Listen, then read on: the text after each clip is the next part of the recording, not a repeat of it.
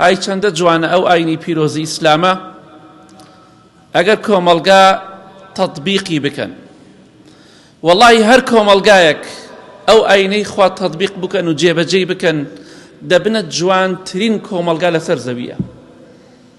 بەڵام بەداخەوە ئێمە بە قسە و بە کردار و بە ڕەفتار و بە هەموو شتێک زۆربەی کردار و گفتار و قسەکانمان پێچەوانی ئاینە پیرۆزەکەی خۆمانە. بێگومان ئاینی پیرۆزی ئیسلام ئاینی پەردەپۆش و داپۆشینی عیب و عاری خەڵکە، نەک ئابڕووبردنی خەڵک. بۆیە هەر لەبەرەوەی کە ئیسلام هاتووە سەتری عیب و عاری خەڵک بکە نەک ئابڕووی بەرێ، هەر لەبەر ئەو مەبەستەیشە ئیسلام حرامی کردووە تۆمەتی زینا بدەیتە پاڵ ئافرەتانی داوێن پاک. خوای گەورە هەڕەشەی لەو کەسانە کردووە تۆمەتی زینا ئەدەنە پاڵ ئافرەتان. خوای گەورە دەفەرمێ إن الذين يرمون المحصنات الغافلات المؤمنات لعنوا في الدنيا والآخرة ولهم عذاب عظيم. ئەو کەسانەی تۆمەتی زینا ئەدەنە پاڵ ئافرەتانی ئیماندار کە غافڵ و بێ ئاگان لە زینا داوێن پاکن، خوای گەورە لە دنیا و لە قیامەت لعنەتیان لێکات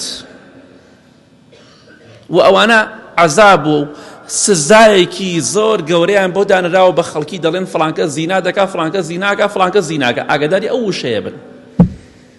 ئەگەر ژن پیاوێکت بینی چوونە شوێنێکەوە یەکسەر مەڵێ خەریکی زینان، قسە مەکە دەمت داخە، چونکە ئەگەر زینان نەکەن نەفرەتی خوا لە دنیا و قیامەت دەدرێتەوە. ڕاستەکەی زینا هەیە، بەڵام تۆ تۆمەتەکە دروست مەکە. ئافرەتێ داوێن پاکە، پیاوەیە داوێن پاکە، پێی دەڵێن زیناکە. ئی نازانی ئەمە دەتخاتە بەر تۆڕەی خوا. کۆمەڵگای ئێمە کۆمەڵگایەکە دەممان پاک نییە لە ئاست و شەرەف و ناموسی خەڵک. دەممان پاک نییە، بوختیان دەکەین بە چەپ و بەڕاستە بە پێش و بە دوا بۆ خەڵکی فڵانکە زینا دەکا فڵانکە خەری زینایە داوێن پاک نییە.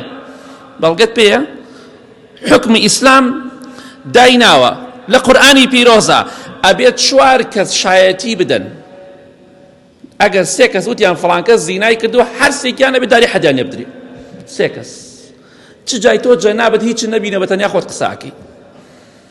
ئەبێت 4 کەس یەک قسە بکەن، قسەکانیشیان هەمووی ئەوە بێ بڵێن ئێمە بینیمان زینایان دەکرد، نەک بڵێن لە غورفەیەکا بوون بە یەکەوە. ئەوە نا، زینای تەواو ئەگینا هەر 4ەکەیان ئەبێ داری حەدیان لێ بدرێ.